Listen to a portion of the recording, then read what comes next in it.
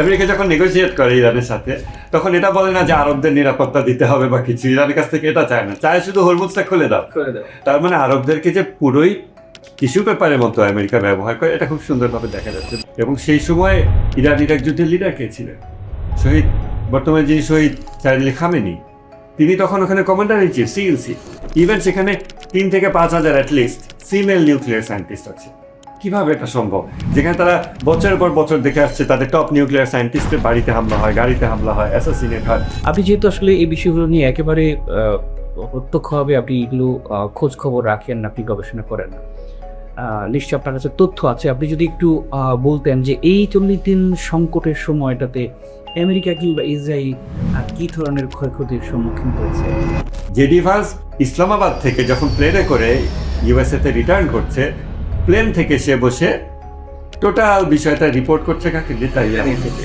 এটা আমেরিকার জন্য কতটা অপমানজনক ব্যাপার যে তাদের ভাইস প্রেসিডেন্ট আর একটা দেশের প্রাইম মিনিস্টারের কাছে রিপোর্ট করে। ব্রিটেন কি ইনভলভ হবে? ব্রিটেন ইনভলভ না কখনো। That is another question. এই যে যাকে নতুন আবার নির্বাচিত করা হলো, তিনি ইরানি অ্যাডমিনিস্ট্রেশনে ওয়েল ইন্টিগ্রেটেড একজন পার্সন। সাইয়েদ মুজতবা খামেনি অনেক আগে থেকে আইআরজিসি সহ ইরানের টোটাল অ্যাডমিনিস্ট্রেশনে well integrated. Iran for the first time সে ডমিনেশনের জায়গা থেকে নেগোসিয়েশনে এন্টার করেছে। সে এসকেলেশন ডমিনেন্স, এসকেলেশন কন্ট্রোল, এই জিনিসটা ইরানের হাতে আছে এবং এটা কিন্তু নতুন রাহবারের হাতেই।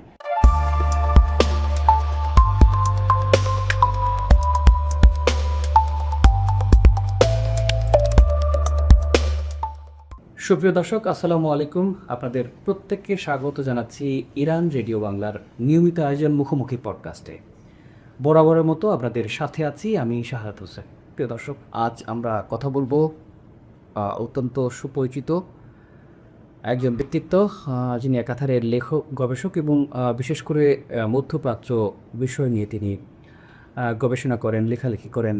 মধ্যপ্রাচ্য বিষয়ক বিশ্লেষক জনাব নূরে আলম মাসুদ, আপনাকে স্বাগত জানাচ্ছি পডকাস্টে। কেমন আছেন? আছি আলহামদুলিল্লাহ, ভালো। আজ আমরা পুরো অনুষ্ঠান জুড়েই আমরা ইরান প্রসঙ্গ নিয়ে কথা বলব।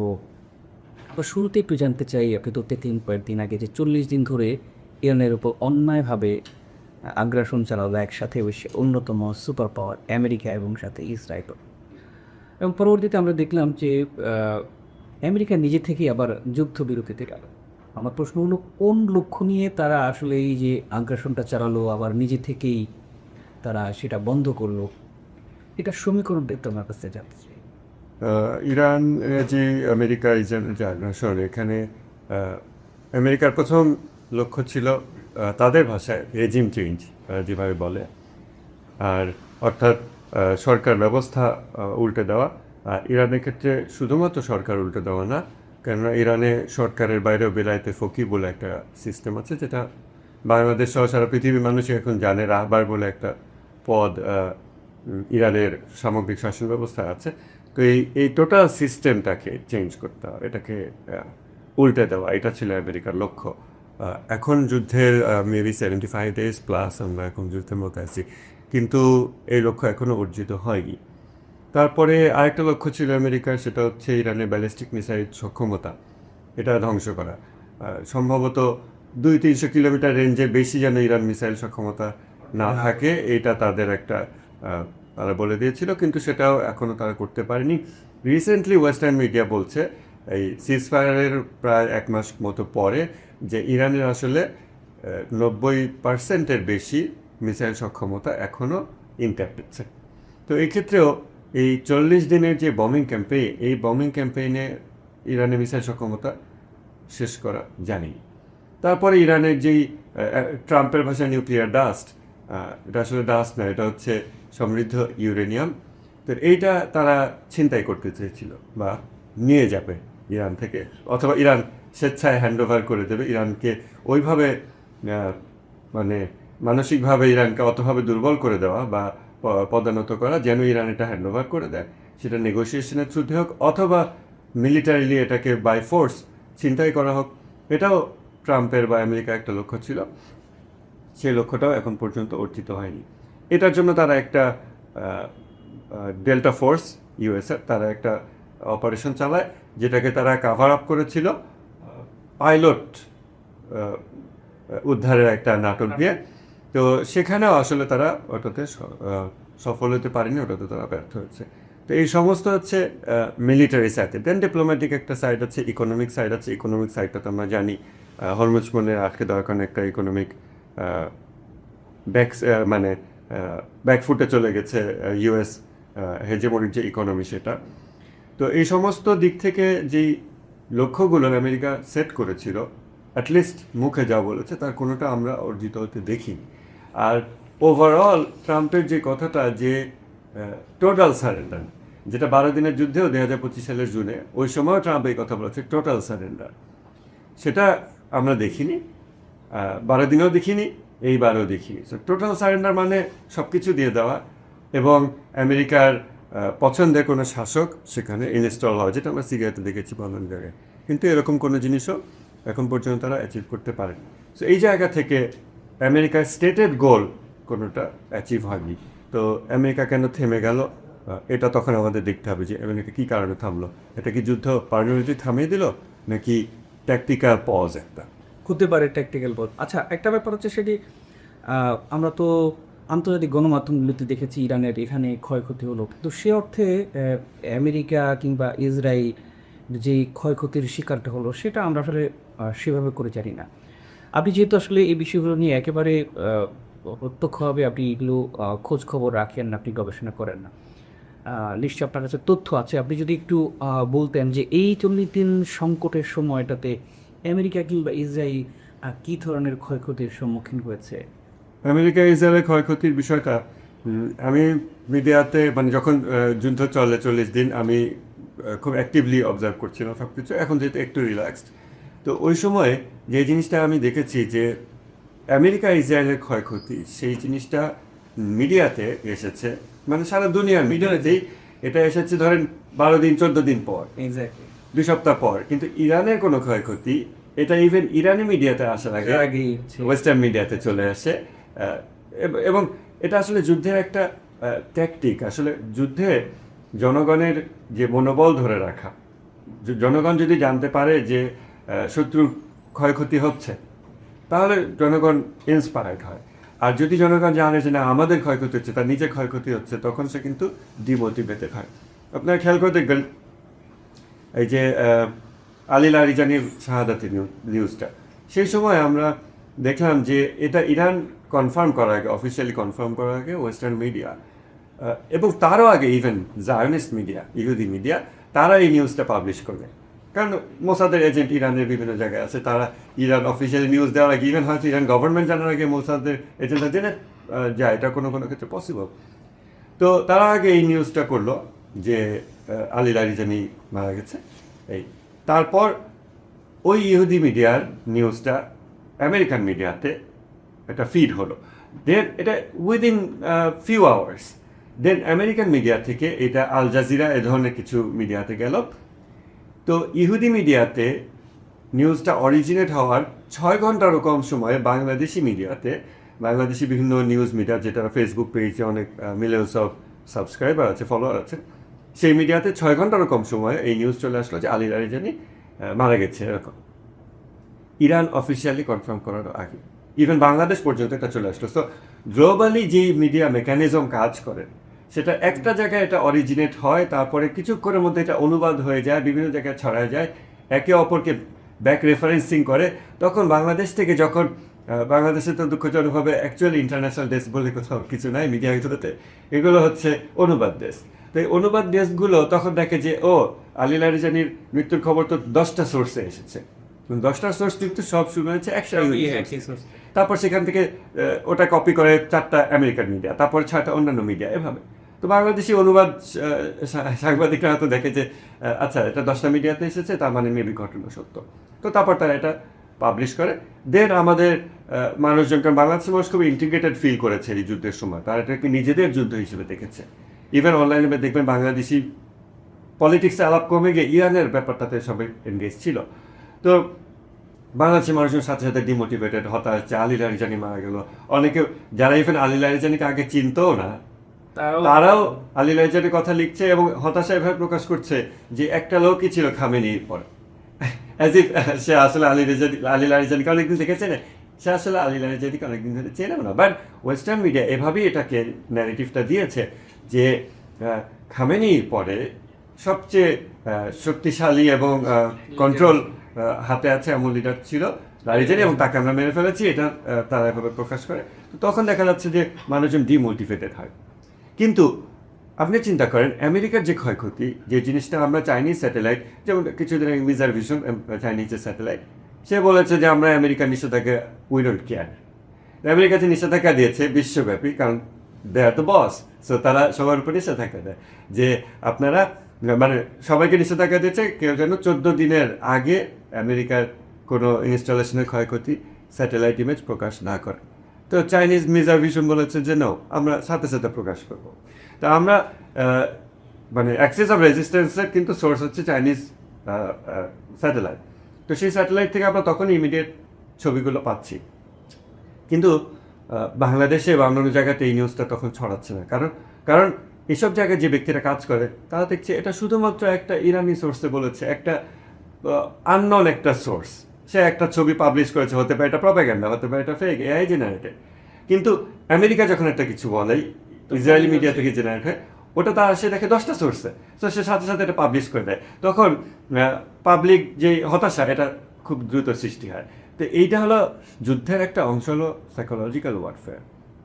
তো সেই জায়গাতে আমেরিকা এখন পর্যন্ত যথেষ্ট সাকসেসফুল হয়েছে। কিছু জায়গায় লাইক লেগো ভিডিওগুলো আপনি মনে হয় দেখেছেন, ইরান থেকে পাবলিশ লেগো ভিডিও, সো ওই লেগো ভিডিওর ক্ষেত্রে হচ্ছে ইরান খুব ভালো পারফর্ম করেছে। আদারওয়াইজ গ্লোবালি মিডিয়া মেকানিজম যেভাবে আমেরিকা কন্ট্রোল করে, এবং বাংলাদেশ সাইডে এবং অন্যান্য কান্ট্রিতে যেভাবে জেনে না জেনে ওগুলোকে অনুবাদ করে খালি নিয়ে আসে, তাতে মিডিয়া ওয়ারফেয়ারে তারা যথেষ্ট এগিয়ে গেছে। আর ইরান অ্যাকচুয়ালি যে ক্ষয়ক্ষতি করতে পেরেছে আমেরিকা ইসরায়েলের, সেই জিনিসটা আমরা তখন কী দিয়ে মাপলাম? ইভেন আমি নিজেও অনেক সময় ইরানি মিডিয়া নিউজগুলোকে ট্রাস্ট করতে পারি না যে আসলে কি এআই জেনারেটেড, কারণ হতে পারে যুদ্ধের সময় কিন্তু কনফার্মেশন বায়াস কাজ করে, যে আমার শত্রুর একটা ক্ষতি হয়েছে, আমি দেখেই শেয়ার করে দিলাম, পরে দেখলাম না এটা কেউ অ্যাকচুয়ালি এআই জেনারেটেড সামথিং। তো এই ক্ষেত্রে দেখা যায় আমি নিজেও একটু পজ দিতাম, এই যুদ্ধের 40 দিন যখন আমি নিউজ কভার করেছি, আমি নিজেও একটু পজ দিতাম যে আসলে কি এত ক্ষয়ক্ষতি হয়েছে, এই রাডারটা কি অ্যাকচুয়ালি আমেরিকা এই রাডারটা ধ্বংস করেছে? এমন রাডার কাতারে যেটা 5000 কিলোমিটারের নিচে, মানে রাশিয়াতে একটা মিসাইল যদি উৎক্ষেপণ হয়, সাথে সাথে এটা আমেরিকা জেনে যায় মিনিটের মধ্যে। ইভেন ওই রেঞ্জের মধ্যে বাংলাদেশও আছে, যেটা আমাদের মিসাইল রেঞ্জ যত বেশি না, বাট আমরা যেটাকে মিসাইল লঞ্চ করি, সাথে সাথে এটা জানতে পারি 5000 কিলোমিটার রেঞ্জ। তো এইরকম বিভিন্ন রাডার সেগুলো ধ্বংস করা হয়েছে, এগুলো ধ্বংস করেছে ইমান, যার ফলে আমরা ইসরায়েলি মিডিয়াতে, আমি ইসরায়েলি মিডিয়া খুব ক্লোজলি ফলো করি, কারণ তারা হলো কোরে বসে আছে। ইসরায়েলি মিডিয়াগুলো তখন তারা বলছে যে আমাদের ওদের একটা অ্যাপ আছে মোবাইল, এটাকে যখন মিসাইল পড়ে বা মিসাইল আসছে এটাকে ওয়ার্নিং, হ্যাঁ, ওদের সবার ফোনে একটা অ্যাপ আছে, হোম ফ্রন্ট কমান্ডের অ্যাপ। তো সেই অ্যাপ কী করে, ধরেন একটা মিসাইল লঞ্চ হয়েছে ইরান থেকে, একটা মিসাইল যদি হাইপারসনিক হয়, ইরান থেকে লঞ্চ 7 থেকে 8 মিনিটের মধ্যে এটা ইসরায়েলে পৌঁছে যাবে, আরও কম সময়ও আছে। তো এইটা লঞ্চ প্রিপারেশন যখন শুরু হয়, ইঞ্জিন হিট আপ শুরু হয়, ওই হিট সিগনেচারের ডিটেক্ট করে, মুভমেন্ট ডিটেক্ট করে প্রায় 17 থেকে 30 মিনিট আগে ওয়ার্নিং দেয় ইসরায়েলিদেরকে যে তোমরা বাঙ্কারে যাও। এইটা যুদ্ধের প্রথম কয়েকদিন পর্যন্ত ছিল। এরপরে আমরা দেখলাম যে এই ওয়ার্নিং টাইম নেমে আসলো 3 মিনিটে। অর্থাৎ ওই রাডারগুলো ধ্বংস হওয়ার কারণে কিন্তু তারা আসলে ওটা ডিটেক্ট করতে পারছে না। তো তখন এই ইসরায়েলিরা, তারা তো এই যে সাথে সাথে সোশ্যাল মিডিয়ায় লেখে এই মুহূর্তে আমি বাঙ্কারে যাচ্ছি, দৌড়াচ্ছি, বাঙ্কারে গিয়ে ছবি দেয়, বাঙ্কার থেকে এগুলো করে। আমরা ইসরায়েলি সোর্সগুলো যখন ফলো করি সেখানে এগুলো দেখি। তো সেখানে তারা লিখছে যে আমাদের এখন আর্লি ওয়ার্নিং আর কাজ করছে না, 17 মিনিট থেকে এটা 3 মিনিটে নেমে এসেছে। তো তখন ওটা দেখে আমরা বুঝতে পারি যে ইভেন যদি স্যাটেলাইট ইমেজারি আমাদের কাছে নাও থাকে, বা ইরানের পাবলিশ স্যাটেলাইট ইমেজ আমি হয়তো ট্রাস্ট করতে পারছি না, এটা কি AI generated, I am not quite sure, কিন্তু যখন দেখি ইসরায়েলিরা তারা আর্লি ডিটেকশন পারছে না, তারা 17 মিনিট থেকে 3 মিনিটে নেমে এসেছে তাদের এই অ্যালার্ট সিস্টেম, তখন বোঝা যায় যে আসলে রাডারগুলো রিয়েলি ধ্বংস হচ্ছে। রাডার হচ্ছে মডার্ন ওয়ারফেয়ারের চোখ, এই চোখ ছাড়া দেয়ার ব্লাইন্ড কিছু।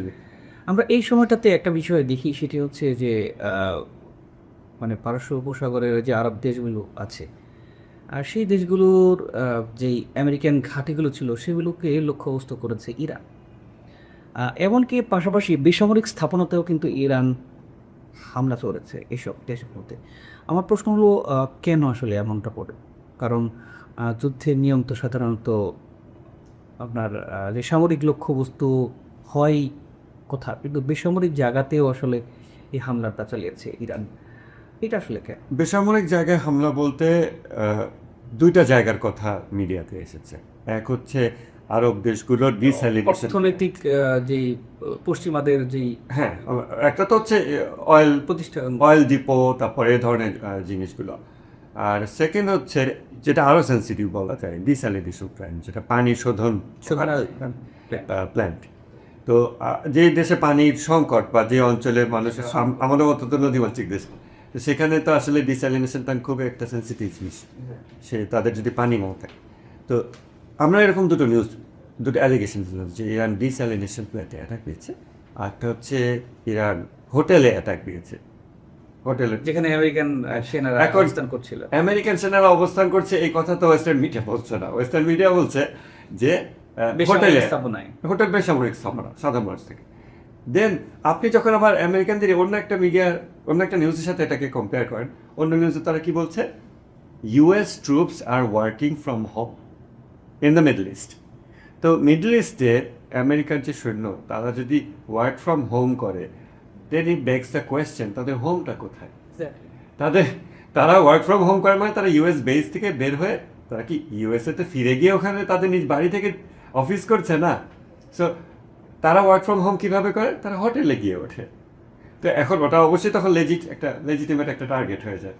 তো এক জায়গায় ওরা বলে যে US troops R working from home, ওরা বলে না যে আমাদের বেসগুলো আর নিরাপত্তা দিতে পারছে না আমাদের ট্রুপসদের, যার ফলে আমরা এখান থেকে বের হয়ে গিয়েছি। বলে they are working from home, as if আমরা করোনার সময় যেভাবে ওয়ার্ক ফ্রম হোম করেছি অফিস, সেরকম। তো এক হচ্ছে ওদের এতই সাময়িক ক্ষয়ক্ষতি হয়েছে যে তারা ওয়ার্ক ফ্রম হোম, অর্থাৎ তারা তাদের বেস থেকে বের হয়ে গেছে। একজন সামরিক অফিসারকে যদি তার সেনা ঘাঁটি যদি নিরাপত্তা দিতে না পারে, তার নিরাপত্তা কোথায়? দেন তারা হোটেলে গিয়ে উঠলো। তারপর সেই হোটেলগুলোতে ইরান কীভাবে নিউজ পেল? ওই জায়গাতে ইভেন যারা প্রবাসী এবং মোস্টলি প্রবাসী, ইভেন বাংলাদেশি যারা ওখানে শ্রমিক আছে, তারা পর্যন্ত ইরানকে এই সোর্সগুলো দিচ্ছে যে এখানে আমরা আমেরিকান ঢুকতে দেখছি এই হোটেলে। তারপরে ইরান সেখানে অ্যাটাক দিচ্ছে, এবং এই অ্যাটাকগুলোর ক্ষেত্রে আপনি খেয়াল করবেন হোটেলগুলোতে ইরান কিন্তু মিসাইল অ্যাটাক দেয়নি, ড্রোন অ্যাটাক। একটা হোটেল তো মাল্টি স্টোরির, এটা যদি পুরোটা ধসিয়ে দেওয়া হয় মধ্যে অন্যান্য মানুষ থাকতে পারে। ইরান আর মিসাইলের ক্ষেত্রে ব্যাপার হচ্ছে, মিসাইল যেহেতু অনেক ফাস্ট মুভিং অবজেক্ট, এটার প্রিসিশন কম থাকে। এটা ধরেন ঠিক যেই পয়েন্টে ফেলতে চায় তার থেকে ধরেন 5 মিটার, 10 মিটার, 50 মিটার দূরে গিয়ে পড়ে অনেক সময়, আর এটার ধ্বংস ক্ষমতা অনেক বেশি থাকে। এখন ইরান হয়তো একটা হোটেলের একটা স্যুটে 10 জন মিলিটারি অফিসার আছে, ওইটাকে তার টার্গেট করতে চায়। ওইটার ক্ষেত্রে স্লো মুভিং, ইরানি শাহেদ 136 মনে হয় 200 কিলো এরকম একটা স্পিড আছে, টপ স্পিড, খুব বেশি না। তো ওটাকে এখন কন্ট্রোল করা যায়, স্লো করা যায়। তো তখন তারা এই ড্রোনগুলো পাঠায় ঠিক প্রিসিশন অ্যাটাক, যেন অন্যান্য কোনো ক্ষয়ক্ষতি হয় না, প্রিসিশন অ্যাটাক এটা করেছে। তো এটা হচ্ছে আমরা যেভাবে নিউজগুলো জানতে পেরেছি। কিন্তু ওয়েস্টার্ন মিডিয়া মেকানিজম দিয়ে পাবলিক পারসেপশন তো ওই যে কয়েক ঘন্টার মধ্যে জেনারেট করে ফেলে ইরান সিভিলিয়ান জায়গায় অ্যাটাক দিয়েছে, এটা ঠিক করেনি। তো বাংলাদেশি মানুষজন বলা শুরু করে, না ভাই, যাই হোক, এটা ঠিক হয়নি। হ্যাঁ, ডিস্যালিনেশন প্ল্যান্টে পানি শোধনাগারে হামলা, এটা তো ঠিক হয়নি। পরবর্তীতে ইরান অফিসিয়ালি বললো যে না, আমরা পানি শোধনাগারে হামলা করি, এটা ফলস ফ্ল্যাগ অ্যাটাক। এটা বাহরাইনের ডিস্যালিনেশন প্ল্যান্টে যে অ্যাটাক হয়েছে, এটা আমেরিকা বা ইসরায়েল করেছে, আবার আমাদের নামে চাপিয়ে দিচ্ছে। এখন আমরা আরেকটা জিনিস এবং এমনও অনেকে বলেছেন যে আসলে ওইসব দেশগুলোকে ইরানের বিরুদ্ধে আরো খেপিয়ে তোলার জন্য, উস্কে দেওয়ার জন্য ইসরায়েল এসব কাজ করে। এটা পসিবল, কারণ এটা তো সিম্পলি দুটো দেশের যুদ্ধ না, এখানে অনেকগুলো পার্টি ইনভলভড। এখানে মিডল ইস্টের যে দেশগুলো আছে যারা আমেরিকাকে হোস্ট করছে, ইউএস বেসগুলোকে হোস্ট করছে, এই দেশগুলো একটা মাঝামাঝি অবস্থায় আছে। তারা পুরোপুরি আমেরিকার পক্ষ নিয়ে একেবারে ইরানের বিরুদ্ধে ওভাবে যুদ্ধে নামতে পারছে না, কারণ একটা ধর্মীয় ব্যাপার আছে, ইসলামিক একটা ব্যাপার আছে, অ্যাটলিস্ট মুখস্থ ধরে রাখছে তারা। হ্যাঁ, এই যে কদিন আগে ইরানি হাজিরা সৌদি থেকে, So, এই ব্যাপারগুলো আছে। এই জন্য তারা পুরোপুরি ঘোমটা খুলে নামতে পারছে না। আবার তারা তো আমেরিকার অনুগত। তো এই যে একটা মাঝামাঝি অবস্থা, এই মাঝামাঝি অবস্থা থেকে ইরান কিভাবে যুদ্ধে পারফর্ম করবে যাতে এই আরব দেশগুলো সরকার না হোক, রাজা বাদশারা না হোক, জনগণ যেন ইরানের ফরে থাকে। ইরানের ফরে না থাকলে অ্যাটলিস্ট এগেনস্টে যেন না যায়, তাহলে এটা ইরানের একটা বেনিফিট। আর আমেরিকার বা ইসরায়েলের বেনিফিট হচ্ছে এই দেশগুলোকে ইরানের এগেনস্টে খেপিয়ে তোলা। তাহলে আমি আরও মিত্র পেলাম যারা অ্যাক্টিভলি ফাইট করবে আমার পক্ষ হয়ে। অতএব এই মাঝামাঝি অবস্থায় থাকা, দুই নৌকায় পাওয়া দেওয়া, মুসলমানও হয়ে থাকতে চায়, আবার আমেরিকাও হইতে চায়, আমেরিকার পক্ষ হয়ে ফাইট করতে চায়, এই দেশগুলোকে কোন পক্ষ কিভাবে ম্যানেজ করবে? তাদের সরকারকে, সেকেন্ড জনগণকে। ইরান হয়তো আশা করে না যে এই দেশগুলো রাজা বাদশারা ইরানের সাপোর্টে যাবে কখনো, but people of those countries তারা যেন ইরানের ফরে থাকে, এটা ইরানের একটা অবশ্যই লক্ষ্য হবে স্বাভাবিক। আরেকটা জিনিস আপনি দেখেন, এখন তো এক্সিস্টেন্সিয়াল থ্রেট, এক্সিস্টেন্সিয়াল ওয়ার এই শব্দটা অনেক ব্যবহার হচ্ছে। ইরানের এটা অস্তিত্ব রক্ষার যুদ্ধ। ইরান কিন্তু একটা অস্তিত্ব রক্ষার যুদ্ধ করে এসেছে, ইরান ইরাক যুদ্ধ। যখন ইসলামী ইরান মাত্র জন্ম হয় 1979 সালে, 80 সালেই 79 শেষে বা 80 শুরুতে এই সাদ্দাম হোসেন যুদ্ধ চাপাই দিল আমেরিকার পরামর্শে এবং অস্ত্র সব কিছু। তখন ইরান 8 বছর যুদ্ধ করেছে। ইরানের তখন সেটা অস্তিত্ব রক্ষার যুদ্ধ ছিল। ওই সময় কি ইরানের মিলিটারি ডক্ট্রিন এনা ছিল যে আমরা নন মিলিটারি সিভিলিয়ান ইনফ্রাস্ট্রাকচার অ্যাটাক করব? এখন তো এটা অতীত যুদ্ধ, এটা ডকুমেন্টেড, ওয়েল ডকুমেন্টেড। খুঁজে দেখেন যে ইরান ইরাকে কোথাও সিভিলিয়ান ইরাতে হামলা করেছিল কিনা, সিভিলিয়ান হত্যা করেছিল কিনা, ডিস্যালিনেশন প্ল্যান্টে অ্যাটাক দিয়েছিল কিনা। আপনারা দেখবেন যে ওই সময়ও ইরান কোথাও অ্যাটাক দেওয়ার আগে 3 দিন আগে ওয়ার্নিং দিয়ে দিত যে আমরা ওই জায়গায় অ্যাটাক করতে যাচ্ছি, যেটা আমরা এই যুদ্ধের সময়ও দেখেছি। তো ইরানের মিলিটারি ডক্ট্রিন যখন সে তার এক্সিস্টেন্সিয়াল থ্রেট ফেস করে, তখন এটা প্রুভেন যে সে সিভিলিয়ান অ্যাটাক করে না। অর্থাৎ ইরানের যে গোল, সেই গোলের সাথে সিভিলিয়ান অ্যাটাক এটা সামঞ্জস্যপূর্ণ না। ওটা হয়তো আমেরিকা ইসরায়েলের সাথে সামঞ্জস্যপূর্ণ, এটা বিশ্ববাসী সবাই জানে। ইরাক যুদ্ধ দেখেছে মানুষ, রিসেন্টলি আফগান যুদ্ধ দেখেছে, গাজা দেখেছে, কিন্তু এটা ইরানের ডক্ট্রিনের সাথে সামঞ্জস্যপূর্ণ না। এটা ওয়েল প্রুভেন। এবং সেই সময় ইরান ইরাক যুদ্ধের লিডার কে ছিলেন? শহীদ, বর্তমানে যিনি শহীদ সাইয়েদ আলী খামেনি, তিনি তখন ওখানে কমান্ডার ইন চিফ সিএলসি। তিনি ব্যাটলফিল্ডে থেকে লিড দিয়েছেন, তিনি সিভিলিয়ান ইনফ্রাস্ট্রাকচার অ্যাটাক করতে দেননি, করেননি। এটা তার কমান্ডে এটা হয়নি, ওই এক্সিস্টেন্সিয়াল। ওগুলো বিবেচনায় নিয়ে আমরা বলতে পারি যে আসলে এটা তাহলে এখন কেন হবে? এবারের যুদ্ধে আমরা ইরানের যে শক্তিমত্তা সেটি সারা দুনিয়া মানুষ দেখেছে নতুন করে, যে আসলে ইরান এক যে সুপার পাওয়ারকে কীভাবে মোকাবেলা করতে হয় সেটি দেখিয়েছে। আমার কথা হলো যে 47 বছর হলো এই ইসলামী বিপ্লবে। এত বছরে আমরা দেখেছি পশ্চিমা দেশগুলো, আমেরিকার অসংখ্য স্যাংশন, তারা অনেক সাফার করেছে অর্থনৈতিকভাবে। এত সংকট সত্ত্বেও যে আসলে ইরান কীভাবে এত পাওয়ারফুল, এত বেশি শক্তিশালী হলো যদি বলি সামরিক দিক থেকে, এটা কীভাবে সম্ভব হলো? ইরানের এখন যে মিলিটারি মাইট বিশ্ববাসী দেখছে, যদিও এটা অ্যাসিমেট্রিক, অসমান্তরাল, আমেরিকার সাথে সমান তালে না, কিন্তু ওরা হয়তো একটা $12 মিলিয়ন মিসাইল ছুটছে, ইরান হয়তো $50,000 একটা ড্রোন। এই দুটো ফাইট হচ্ছে। স্টিল আমরা ইরানকে একটা বড় সামরিকভাবে সক্ষম একটা দেশ হিসেবে দেখছি। এই জিনিসটা পিছনে দুটো দিক আমরা দেখতে পাই। একটা হচ্ছে একেবারে স্ট্যাটিস্টিক্যাল ব্যাপার, যে ইরান আসলে কত বাজেট ব্যয় করেছে এই 47 বছর সামরিক খাতে ব্যয় করতে করেছে। হয়তো আমরা যদি দেখি যে অনেক বেশি ব্যয় করেছে, তখন মানুষ বলবে ও আচ্ছা বেশি ব্যয় করেছে, এই জন্য ইরান হয়তো সামরিকভাবে একটা কাইন্ড অফ সুপার পাওয়ার হচ্ছে বা সুপার পাওয়ারকে ফাইট করার মতো হচ্ছে। আরেকটা দিক হলো কালচারাল দিক। তো আমরা এই দুটো দিকের একটু ফোকাস করলে এই বিষয়টা বোঝা যায়। তার আগে একটা জিনিস দেখা দরকার, সেটা হচ্ছে নিষেধাজ্ঞা। নিষেধাজ্ঞা আসলে সাম্রাজ্যবাদী সিস্টেমের একটা অস্ত্র। কারণ আপনি আপনার প্রতিবেশীর সাথে বাণিজ্য করবেন বা কথা বলবেন বা লেনদেন করবেন, তার বাসায় যাবেন কি আসবেন, এই জিনিসটা আমেরিকা কিভাবে এটা নিষেধ করতে পারে? এর কারণ গ্লোবাল ইকোনমি আমেরিকা কন্ট্রোল করে। গ্লোবাল ইকোনমি যখন আমরা বলি, তখন আসলে এটা একটা নিউট্রাল একটা সেন্স আছে, কিন্তু এটা আসলে আমেরিকান ইকোনমি। তো বাকি সমস্ত দেশ সাবসার্ভিয়েন্ট টু ইউএস ইকোনমি। এই ইউএস ইকোনমির অনুগত দেশগুলো যখন তাদের ইকোনমিক একটা ডিফিকাল্টি ফেস করে, কারণ আমেরিকা বলে আমি তোমাকে কেন ডলার ব্যবহার করতে দেবো না, ইরানকে যেটা বলেছে, তাহলে ইরান কী করবে?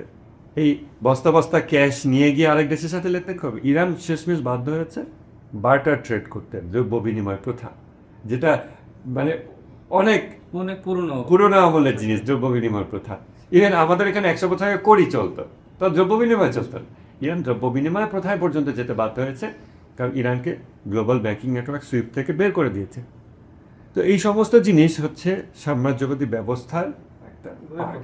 তো তখন আমরা যখন বলি যে ইরান স্যাংশনের মধ্যে থেকে উন্নতি করেছে অথবা করতে পারেনি, এই আলাপটা যখন হয়, অথবা ধরেন অন্যান্য দেশ উন্নতি করছে, ইরান করতে পারছে না, এই কথাটা আমরা যখন বলি, তখনও খেয়াল রাখতে হবে অন্যান্য দেশ যে উন্নতি করছে সেটা আমেরিকার অনুমতিক্রমে করছে। কারণ অন্যান্য দেশও, পৃথিবীর সমস্ত দেশ, হাতে গোনা 2-4টা দেশ ছাড়া, তারা আমেরিকান ইকোনমির বাইরে না। শুধুমাত্র ইউএস স্যাংশন কান্ট্রি এবং ইকোনমি ছাড়া আর কোনো দেশ বা ইকোনমি বা মার্কেট আমেরিকার অর্থনৈতিক যেই সাম্রাজ্য এটার বাইরে না। অতএব এর মধ্যে থেকে আমরা যখন বলি টার্কি তো অনেক মিলিটারিলি অ্যাডভান্স করছে, অমুক দেশ তো ভালো করছে, তার মানে সেটা আমেরিকার অনুমতিক্রমে হচ্ছে, কেন এই বাকি সমস্ত দেশের অর্থনীতি আমেরিকার আন্ডারে কাজ করে বা তাকে তার পারপাস সার্ভ করে।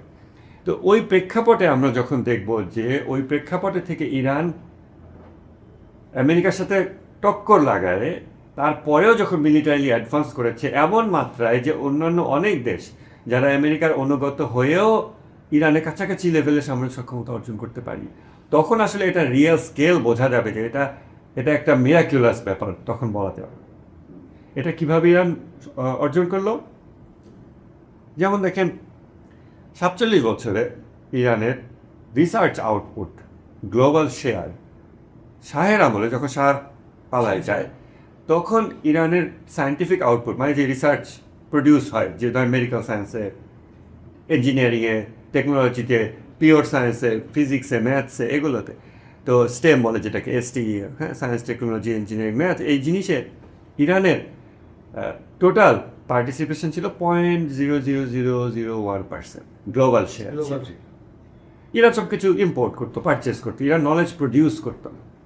আজকে ইরানের গ্লোবাল শেয়ার 2%, গ্লোবাল সায়েন্টিফিক আউটপুটের 2% ইরানে। তো এই যে মিসাইল, এই সমস্ত জিনিস, এগুলো তো ইঞ্জিনিয়ারিং জিনিস, এগুলো তো এই যন্ত্রগুলো অ্যাকচুয়ালি তৈরি করতে হয়।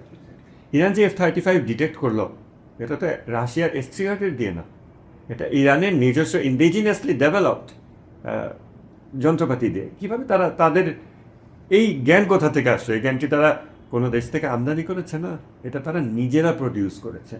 তো এই জিনিসটা শাহের আমল থেকে এই 47 বছরে মিনিমাম 5000 গুণ বৃদ্ধি পেয়েছে ইরানের scientific output, overall scientific output. ইরানি ইউথ তারা রিসার্চ করছে, পড়াশোনা করছে, গবেষণা করছে, এবং এই জিনিসগুলো 2014 সালে আরেকটা ডাটা খেয়াল করেন, 2014 সালে ইরানের নলেজ বেসড কোম্পানি ছিল হাতে গোনা কয়েকটা, নলেজ বেসড কোম্পানি যারা নলেজ প্রডিউস করে এবং নলেজ সেল করে। আমরা সাধারণত কোম্পানি বলতে বুঝি যারা বিভিন্ন প্রোডাক্ট বিক্রি করে, কিন্তু নলেজ কোম্পানি বলে একটা কনসেপ্ট আছে, তারা শুধু পড়াশোনা করে, জ্ঞান গবেষণা করে, রিসার্চ করে, রিসার্চগুলো তারা বিভিন্ন জায়গায় সেল করে। তো এই নলেজ কোম্পানি 2014 সালে ইরানে ছিল হাতে গোনা কয়েকটা। তারপরে ইব্রাহিম রাইসির সময় নলেজ কোম্পানি অনেক স্কাই রকেট করলো, সংখ্যা বাড়লো, শহীদ ইব্রাহিম রাইসির সময় তিনি যখন প্রেসিডেন্ট ছিলেন। এখন 2026 সালে ইরানের নলেজ কোম্পানি কমপক্ষে 8000, যারা কোনো প্রোডাক্ট বিক্রি করে না, তাদের একটা কোম্পানি মানুষের এসে অফিস করছে, তাদের আউটপুট কি? কতগুলো কাগজ, সেখানে রিসার্চ, সেখানে এই ইঞ্জিনিয়ারিং, কীভাবে মিলিটারি মিসাইল প্রিসিশন কীভাবে অ্যাচিভ করতে হবে, আর ইমপ্রুভ ড্রোন কীভাবে আমরা করব, কীভাবে আমরা S-300 এর উপর ডিপেন্ড না করে কীভাবে আমরা এই যে FPV ড্রোন, সেটা আমরা কীভাবে করতে পারি আমাদের টেকনোলজি দিয়ে, ইত্যাদি ইত্যাদি অনেক কিছু। এই জিনিসগুলো সায়েন্স, টেকনোলজি, ইঞ্জিনিয়ারিং, ম্যাথে ইরানের 8000-এর উপরে নলেজ কোম্পানি আছে, যেটার ক্রেতাকারা IRGC এবং ইরানের সরকারি যে অন্যান্য যারা বাহিনী আছে, তারা এই নলেজগুলো নিচ্ছে। কেন মিলিটারি নিজস্ব রিসার্চ সেটা আর কত? যদি আমরা এই দেশের তরুণদেরকে বলি তোমরা গবেষণা করো, তোমাদের গবেষণা আউটপুট আমরা মিলিটারি সরকার আমরা কিনে নিব, তাহলে উৎসাহী কম সময় অনেক বেশি তারা পাচ্ছে। এইভাবে তারা নলেজ বেসড কোম্পানি কত প্রতিষ্ঠা করেছে এই স্যাংশনের মধ্যে থেকে। এবং আরেকটা জিনিস খেয়াল করেন, ইরানে তো নিউক্লিয়ার সায়েন্টিস্টকে প্রচুর অ্যাসাসিনেট করা হয়, এটা তো এটা বহু বছর বহু বছর হয় না। তো তা সত্ত্বেও এখানে এত নিউক্লিয়ার সায়েন্টিস্ট কেন? এটা এমন একটা ক্যারিয়ার পাথ যেখানে গেলে আপনি মারা পড়বেন, তার থেকে তো আপনি অন্য কিছু করতে পারেন, লাইক মেডিকেল সায়েন্সে যেতে পারেন। ইসরায়েল তো ইরানি মেডিকেল ডক্টরদের অ্যাসাসিনেট করে কাদেরকে? নিউক্লিয়ার সায়েন্টিস্টদেরকে। এটা ইরানি জাতি, ইরানি তরুণরা দেখে আসছে যুগের পর যুগ। তারপরেও ইরানি তরুণরা কেন নিউক্লিয়ার সায়েন্সে ভর্তি হয়? এই জায়গাতে এসে ইরানের বর্তমান মিলিটারি সক্ষমতার কালচারাল সাইডটা আপনি বুঝতে পারেন। কালচারাল সাইডটা হচ্ছে আপনি বাংলাদেশে বা অন্য কোনো দেশে হয়তো এটা পাবেন না, যে এই বাবা মা বলবে যে এই সায়েন্স, নিউক্লিয়ার সায়েন্সে পড়ো না, পড়লে তোমাকে মেরে ফেলবে, তাই না? আমাদের এখানে কি হয়, এই সাবজেক্টে পড়লে তোমার রিস্ক, তাহলে লাইফ রিস্ক, তুমি এই সাবজেক্টে কেন পড়বে? খুব স্বাভাবিক। সেখানে ওই জাতি বছরের পর বছর, ইভেন সেখানে 3 থেকে 5 হাজার অ্যাটলিস্ট ফিমেল নিউক্লিয়ার সায়েন্টিস্ট আছে। কিভাবে এটা সম্ভব?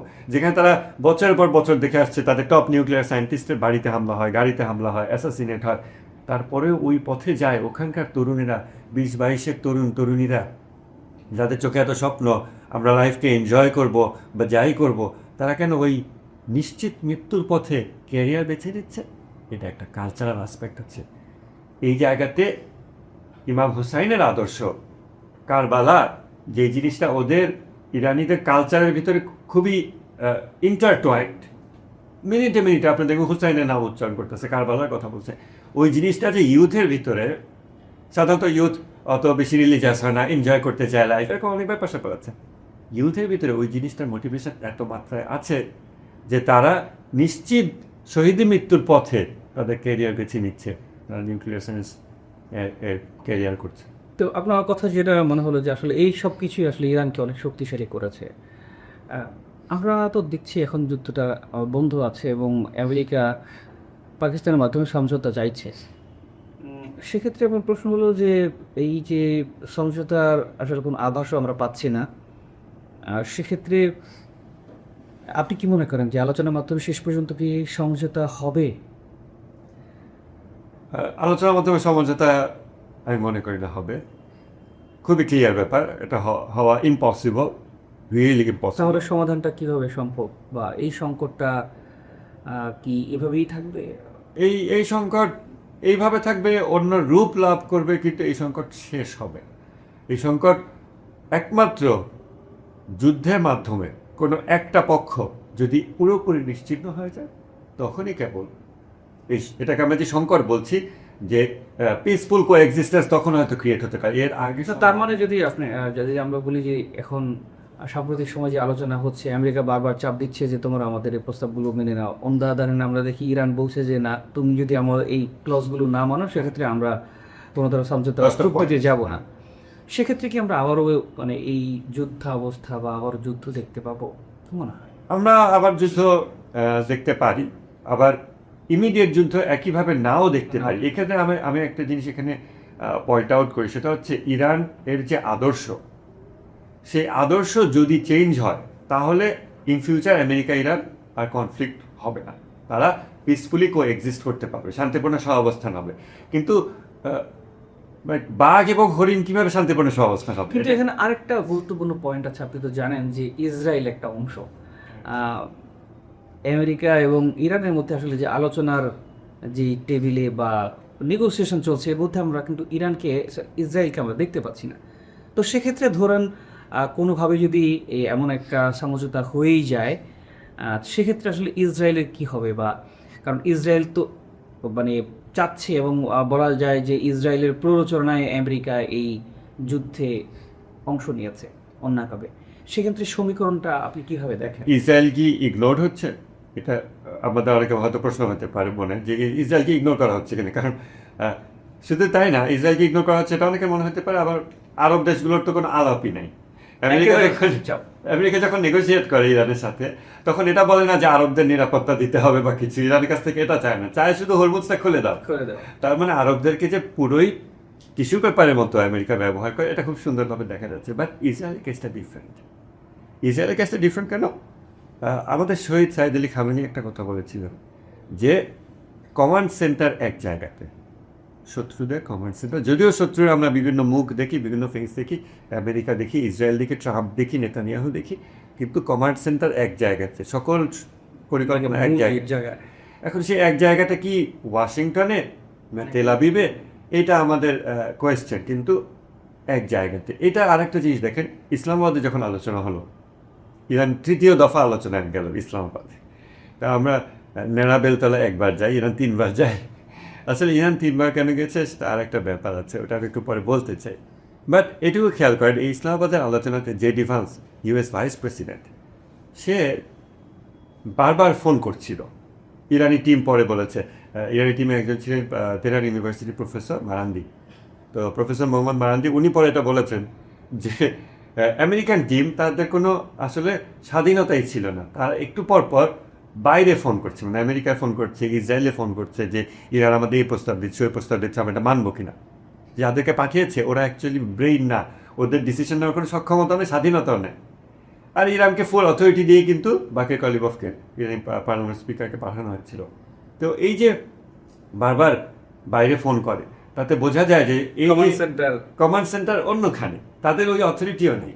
দেন ট্রাম্প, নেতানিয়াহু তো সরাসরি বলল যে জেডি ভান্স আমাকে রিপোর্ট করে। জেডি ভান্স ইসলামাবাদ থেকে যখন প্লেনে করে ইউএসএতে রিটার্ন করছে, প্লেন থেকে সে বসে টোটাল বিষয়টা রিপোর্ট করছে কাকে, নেতানিয়াহুকে। তো এটা আমেরিকার ছোট কথাটা অপমানজনক ব্যাপার যে তাদের ভাইস প্রেসিডেন্ট আর একটা দেশের প্রাইম মিনিস্টারের কাছে রিপোর্ট করে। এবং শুধু তাই না, নেতানিয়াহু বলল যে ইউএস অ্যাডমিনিস্ট্রেশনের কাছ থেকে আমি নিয়মিত রিপোর্ট পাই।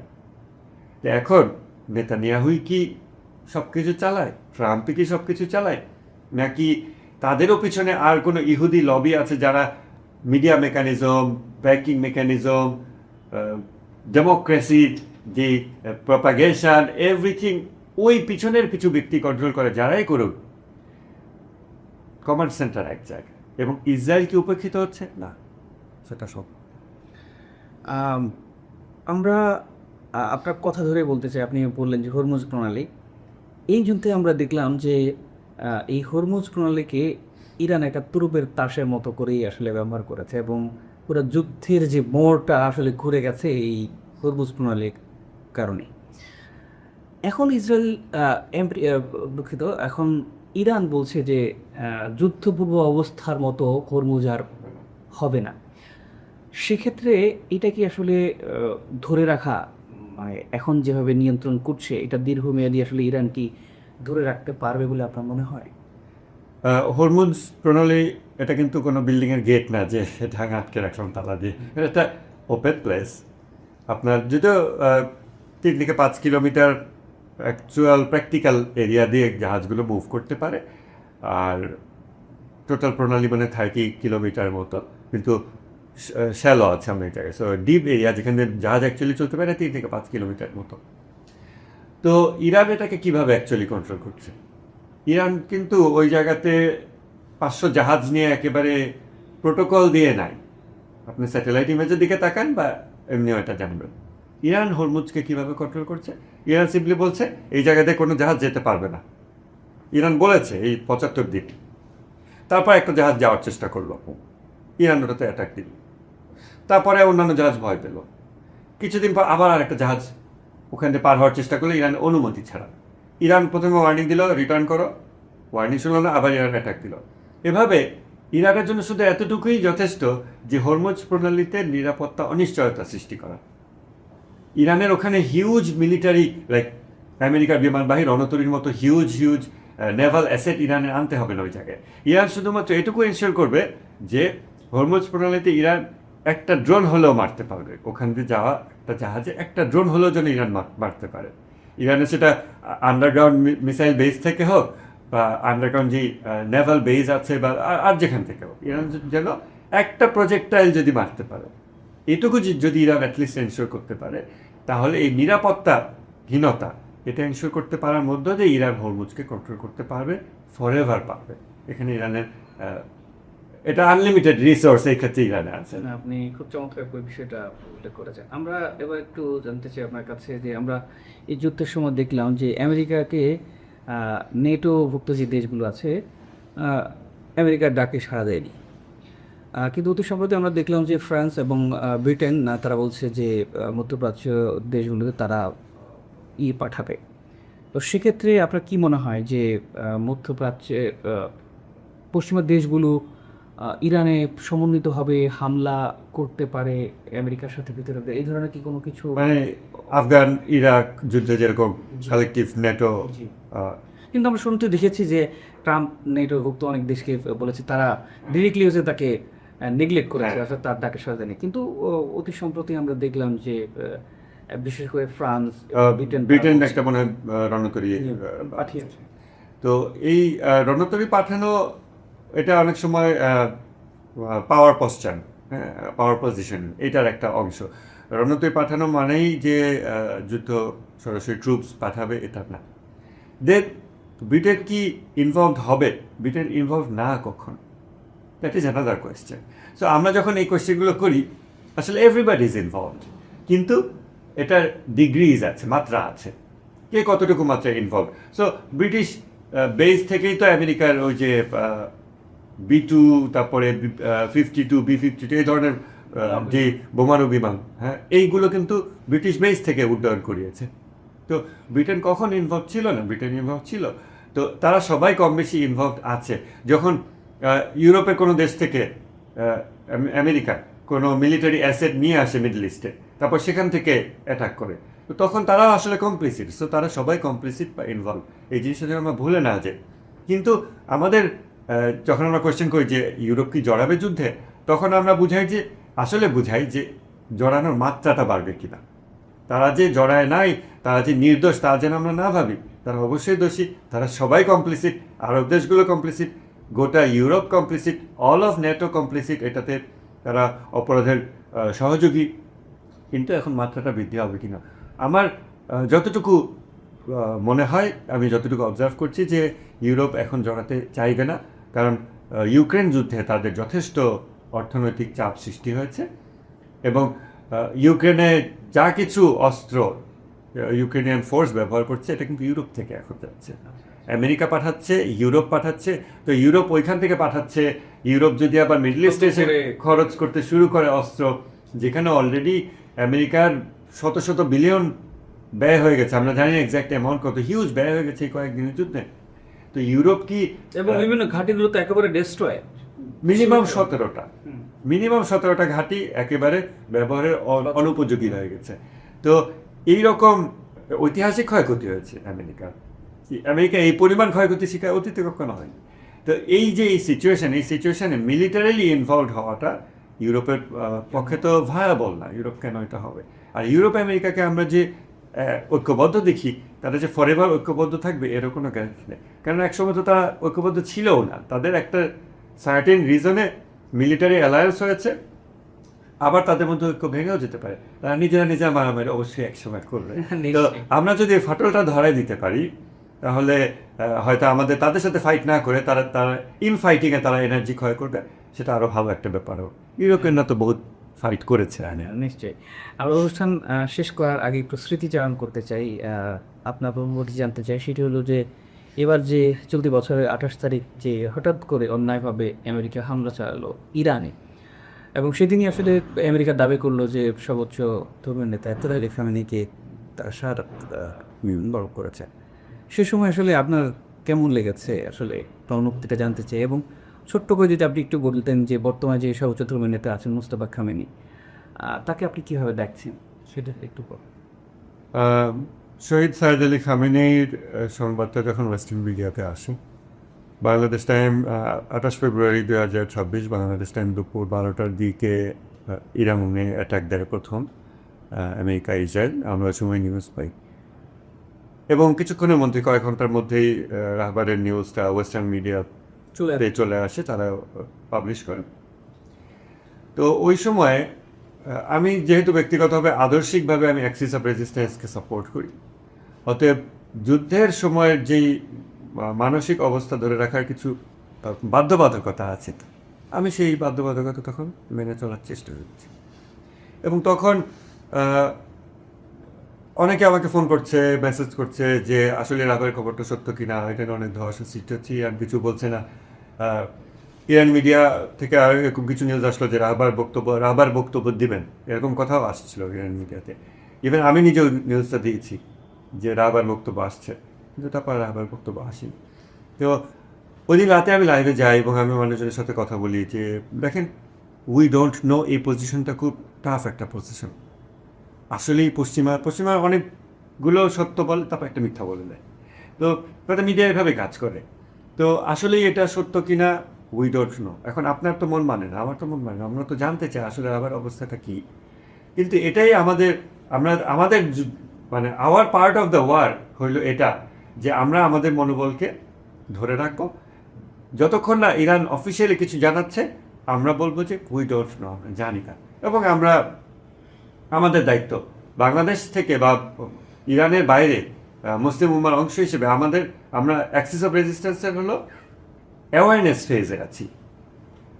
আমরা মুসলিম উম্মা তো কানেক্টেড, সো আমরা এইখান থেকে যখন কানেক্টেড ফিল করি অ্যাক্সিস অফ রেজিস্ট্যান্সের সাথে, বাংলাদেশের মানুষ সবাই ইরানের সাথে কানেক্টেড ফিল করে, আমরা আসলে অ্যাওয়ারনেস ফেজে আছি। তো আমাদের কাজ হচ্ছে মানুষের চিন্তার স্বচ্ছতা দেওয়া। এই কাজটা আমরা যেন করতে থাকি, এটা আমি ওদিন লাইভে বলছি 28 ফেব্রুয়ারিতে। আমরা আমাদের কাজটা করতে থাকি।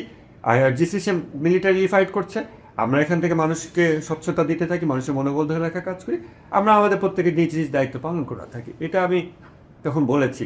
তারপরে আমি সারা রাত নিউজে ছিলাম এবং ফজরের পরে আমি আর শরীরে আর কুলাইনি এবং ঘুমালাম। তারপর I got a phone call.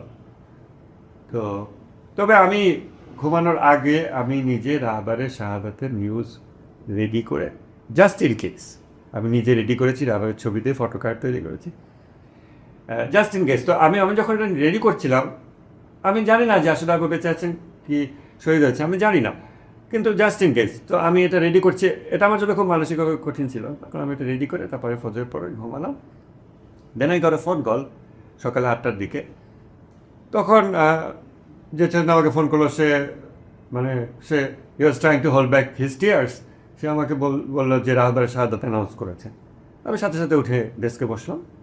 তারপর আমি আমার সোর্সগুলো দেখলাম যে হ্যাঁ এটা কনফার্ম। তারপর আমি এটা নিউজ পাবলিশ করলাম। তো তখনও আসলে ভেঙে পড়ার সুযোগ নাই, কারণ যুদ্ধ শেষ হয়নি। আমি আরেকটা ফোন কল পেলাম কিছুক্ষণের মধ্যে, আমার খুবই ঘনিষ্ঠ যারা, আমার ঘনিষ্ঠ একটা ছেলেও ফোন দিল। তো ফোন দিয়ে সে চিৎকার করে কান্না করতে লাগলো। আমি যদি ভেঙে পড়ি তাহলে আর অনেকগুলো মানুষ ভেঙে পড়বে, আমি সেটা করতে পারি না। আমি বললাম যে সালাত এবং সবর এর মাধ্যমে আমাদেরকে আমরা দায়িত্ব পালন করে যেতে হবে। তো এটা ছিল খুবই ডিফিকাল্ট ছিল, it was very difficult, it's still very এবং ডিফিকাল্ট। আমরা দেখেছি বাংলাদেশের অসংখ্য মানুষ রাহবারকে ভালোবাসতেন, সবাই মূলত আসলে শোকে স্তব্ধ হয়েছিলেন। আসলে ছোট্ট করে যদি আপনি একটু বর্তমান যে ধর্মীয় নেতা আছেন তার সন্তান, তার ব্যাপারে একটু বলতেন। সৈয়দ মুজতবা খামেনির সম্পর্কে যদি বলতে হয়, তাকে আমরা খুব বেশি মিডিয়াতে দেখিনি আমি, কিন্তু তার লিডারশিপের ব্যাপারে দুটা কথা আমি একটু বলি। একটা হচ্ছে লিডারশিপের যে চেঞ্জ, এটা তো ইনএভিটেবল, মানুষের হায়াত তো আর আনলিমিটেড থাকে, মানুষকে মৃত্যুবরণ করতে হয়, শাহাদাতের মৃত্যু অতি উত্তম মৃত্যু। তো যদি এটা আমাদের জন্য কষ্টদায়ক, আমাদের রাহবারকে হারানো, কিন্তু এই যে যাকে নতুন রাহবার নির্বাচিত করা হলো, তিনি ইরানি অ্যাডমিনিস্ট্রেশনে ওয়েল ইন্টিগ্রেটেড একজন পার্সন। সৈয়দ মুজতবা খামেনি অনেক আগে থেকে IRGC সহ ইরানের টোটাল অ্যাডমিনিস্ট্রেশনে ওয়েল ইন্টিগ্রেটেড। তাকে অ্যাডমিনিস্ট্রেশনে সবাই যখন ভালোভাবে চেনে, তিনি সবাইকে ভালোভাবে চেনেন, এবং তিনি শহীদ সাইয়েদ আলী খামেনির একেবারে ক্লোজ অ্যাসিস্ট্যান্ট হিসেবে দীর্ঘদিন তিনি দায়িত্ব পালন করেছেন। তো এই জায়গা থেকে ইরানের সংবিধান অনুযায়ী নতুন রাহবার নির্বাচনে যে যোগ্যতা সমূহ সম্ভবত আর্টিকেল 107 আছে ইরানের সংবিধানে, দেখবেন সেখানে রাহবারের যোগ্যতাগুলো বলা আছে 107, 109, 110 এরকম আর্টিকেলে। সেইখানে বলা আছে যে ব্যক্তি অ্যাডমিনিস্ট্রেটিভ ক্যাপাবিলিটি আছে, কয়েকটা যোগ্যতার মধ্যে এটা একটা গুরুত্বপূর্ণ যোগ্যতা, যেটা বিবেচনা করে রাহবার নির্বাচন করবে বিশেষজ্ঞ পরিষদ তারা। তো সেটা একটা গুরুত্বপূর্ণ যোগ্যতা, যেটা আমাদের বর্তমান যে রাহবার সৈয়দ মুজতবা খামেনি প্রমাণিত এই যোগ্যতাটা আছে। তো এই জায়গা থেকে আমরা কোনো ধরনের আশঙ্কা অনুভব করি না যে আমাদের শহীদ সাইদ আলী খামেনির লেভেলে অ্যাটলিস্ট কন্টিনিউ হবে কিনা, আমরা এক্ষেত্রে কোনো আশঙ্কা বোধ করি না। এবং তিনি দায়িত্ব গ্রহণের পরেই তো এই 75 দিন চলছে। এই 75 দিনে Iran for the first time তার সে ডমিনেশনের জায়গা থেকে নেগোসিয়েশনে এন্টার করেছে। সে এসকেলেশন ডমিনেন্স, এসকেলেশন কন্ট্রোল, এই জিনিসটা ইরানের হাতে আছে এবং এটা কিন্তু নতুন রাহবারের হাতেই। তো এই সব জায়গা থেকে আমরা নতুন রাহবারের যোগ্যতার প্র্যাকটিক্যাল প্রমাণ দেখতে পাচ্ছি। আর আমরা আগে থেকেই জানি যে তিনি সিস্টেমের ভিতরে ওয়েল ইন্টিগ্রেটেড। তো এক্ষেত্রে আমরা তার নেতৃত্বের উপর যথেষ্ট ভরসা করি। ইনশাল্লাহ ইসলামী ইরান বিজয়ী হোক। ইনশাআল্লাহ। আপনাকে অনেক অনেক ধন্যবাদ ও কৃতজ্ঞতা জানাচ্ছি আপনার গুরুত্বপূর্ণ সময় দিয়েছে। সুপ্রিয় দর্শক, আজ আমরা আমাদের অনুষ্ঠান শেষ করছি। দেখা হবে পরের পর্বে অন্য কোনো বিশেষ অতিথির সাথে। আন্তরিক অনুরোধ রইল আমাদের চ্যানেলটি সাবস্ক্রাইব করে পাশেই থাকুন, লাইক এবং শেয়ার করতে পারেন নাহলে এই পডকাস্টটি। আল্লাহ হাফেজ।